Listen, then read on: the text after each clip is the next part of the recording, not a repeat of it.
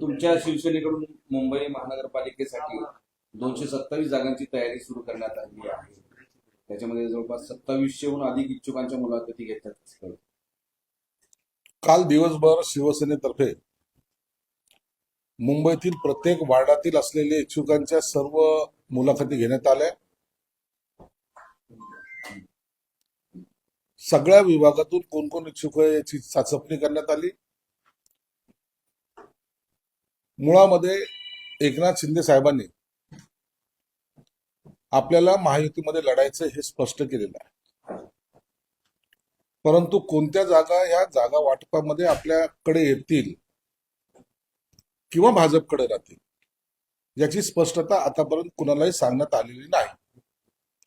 म्हणून या सर्व जागावर मुलाखती घेण्यात आलेल्या आहेत. याचा अर्थ असा होत नाही की स्वतंत्र लढाईची तयारी केलेली आहे, युती होणार नाही असं काही आहे, तर तसं कोणतीही शंका घेण्याचं काहीही कारण नाही. एखाद्या वार्डामध्ये जर तो भाजपकडे गेला तर तिथं भाजपचा उमेदवार असेल. जर शिवसेनेकडे एखादा वाडा आला अचानक तर त्यामध्ये सुद्धा आपला उमेदवार असावा, म्हणून ह्या झालेल्या मुलाखती आहेत. आणि कालच्या मुलाखतीमध्ये जर पाहिलं असेल तर अनेक इच्छुकांची गर्दी आपल्याला पाहायला मिळते. याचा अर्थ असा होतो की येणारी महानगरपालिकाची निवडणूक ही महायुतीची जिंकण्याची आशा दाखवते आणि म्हणून महानगरपालिकेवर महायुतीचा झेंडाच फडकेल हे आमची धारणा आहे.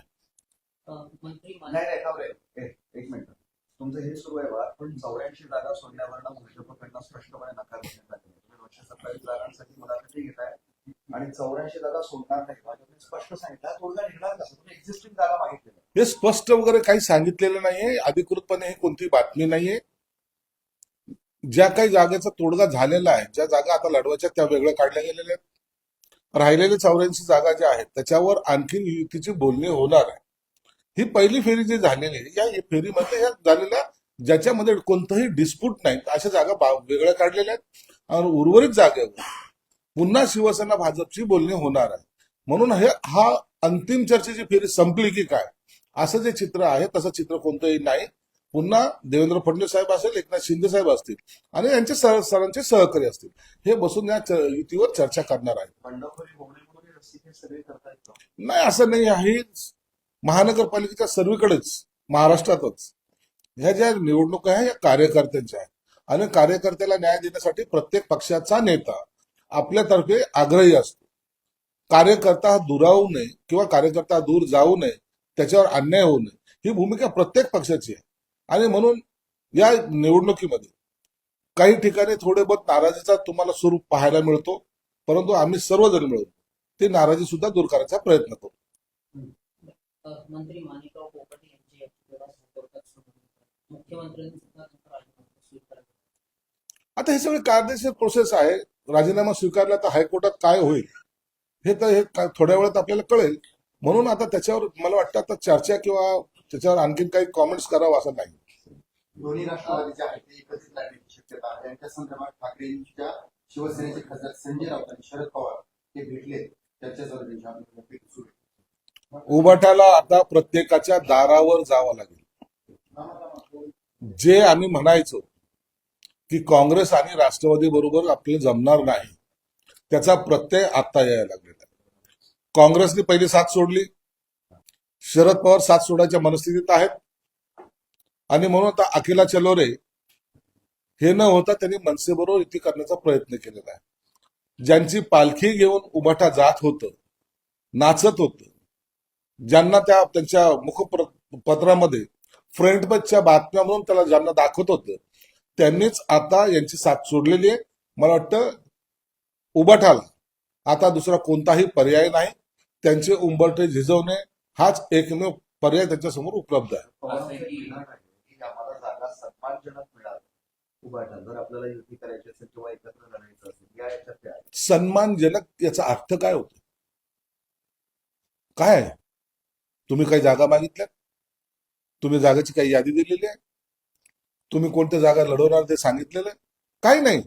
सन्मानजनक आम्हाला तोडगा निघाला पाहिजे. हे सर्व हे त्यांचं जे काही वाक्य आहे ते संभ्रमात टाकण्यासाठी त्यांनी केलेलं हे वक्तव्य आहे.